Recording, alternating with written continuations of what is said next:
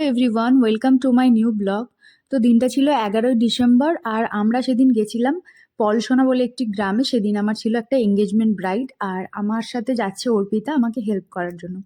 তো আজকে আমি আমার ব্লগের মাধ্যমে তোমাদের সাথে কিছু জিনিস আমি শেয়ার করব, কিছু এক্সপিরিয়েন্স আমি শেয়ার করব তোমাদের সাথে। তো প্রথমেই বলে রাখি, আমি যে ব্রাইডের বাড়ি সাজাতে যাচ্ছি, আমি যে কথাগুলো বলবো, আমি কিন্তু সেই ব্রাইডের সম্পর্কে কিছু বলছি না।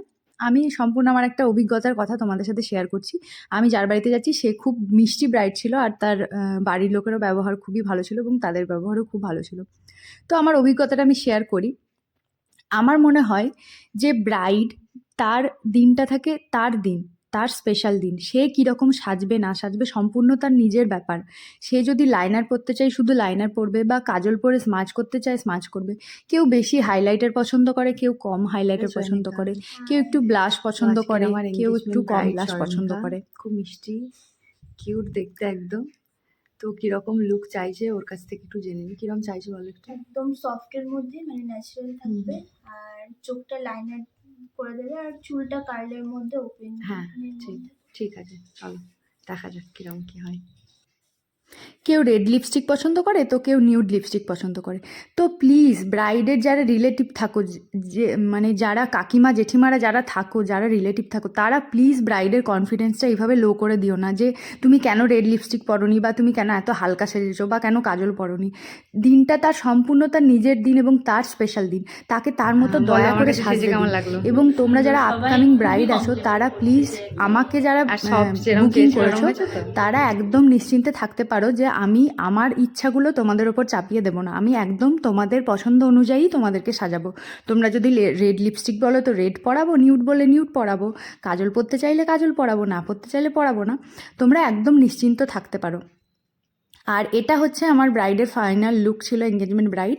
আর এটা হচ্ছে ওর একটা মিষ্টি ছোট্ট বাচ্চা মেয়ে বোন ছিল ওর। তো ওকেও খুব ভীষণ সুন্দর লাগছিল, আর একটা বোনকেও আমি সাজিয়েছিলাম। তো তোমরা এখানে লুকটা দেখতে পাবে। তোমরা অবশ্যই কমেন্টে জানিও যে কীরকম লাগলো তোমাদের এই লুকগুলো। আর তোমরা যদি আমার কাছে মেকআপ শিখতে চাও, ব্রাইডাল মেকআপ কোর্স করতে চাও, কোর্স ফি মাত্র 8,000 টাকা। আর লোকেশন হচ্ছে কাটোয়া। সপ্তাহে 2টো করে ক্লাস হবে, এবং 8,000 টাকাটা তোমাদের একবারে দিতে হবে না, তোমরা সেটা 3বারে পে করতে পারো। তো তোমরা যদি কোর্স করতে চাও, তাহলে 8207002669 এই নাম্বারে তোমরা কল অথবা হোয়াটসঅ্যাপ করে আমার সাথে কোর্সের সমস্ত ডিটেলস জেনে নিতে পারো, এবং পুরো প্রসেসটা তোমরা জেনে নিতে পারো। তো আর এখানে আমি গ্রুমকেও একটু টাচ আপ করে দিচ্ছিলাম হেয়ারটা। তো তোমরা যারা আমার কাছে ক্লাস করতে চাও, তারা অবশ্যই আমার সাথে যোগাযোগ করো। এবং তোমরা যারা সেলফ মেকআপ কোর্সও করতে চাও, অনলাইন অফলাইন দুটোরই ব্যবস্থা আছে, তোমরা আমার সাথে কন্ট্যাক্ট করো 8207002669 এই নাম্বারে যোগাযোগ করে তোমরা আমার সাথে সমস্ত ডিটেলস জেনে নিতে পারো। কোর্সটি হবে কাটোয়াতে, লোকেশন হচ্ছে কাটোয়া। সপ্তাহে 2টো করে ক্লাস হবে। আর এখানে আমরা বসেছিলাম বাসের জন্য, 1 ঘন্টা আমাদের সেদিন বসে থাকতে হয়েছে বাসের জন্য। তারপর আমরা পলসোনা থেকে কাটোয়া আসার বাস পেয়েছিলাম। তো আমরা এখানে বসে বসে কী যে গল্প করছি জানি না, পুরো কটা করে গাড়ি যাচ্ছে, কটা না যাচ্ছে, কি যাচ্ছে না যাচ্ছে, এসব গুনে বেড়াচ্ছি। তো ভিডিওটা ভালো লাগলে দেখাবে পরে। অবশ্যই একটা লাইক, কমেন্ট এবং শেয়ার করে দিও, এবং অবশ্যই কমেন্ট করে জানিও যে ভিডিওটা তোমাদের কেমন লাগলো। টিল দেন দেখা হবে পরের ভিডিওতে। সবাই ভালো থেকো।